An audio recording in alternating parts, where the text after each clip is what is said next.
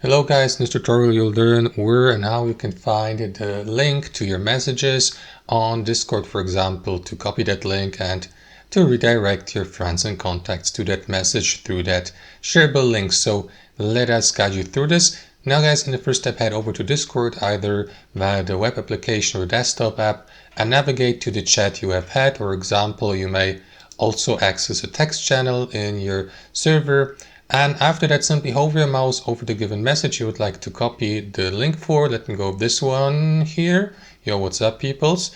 Hover your mouse over it, and here to the right, click into these three dots. And from there, select this option, copy text.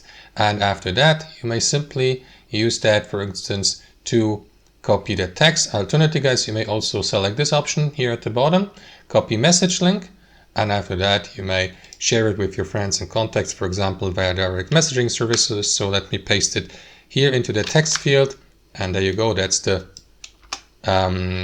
link to the message. And that's how it works, guys. Thanks for watching, and I'll see you next time.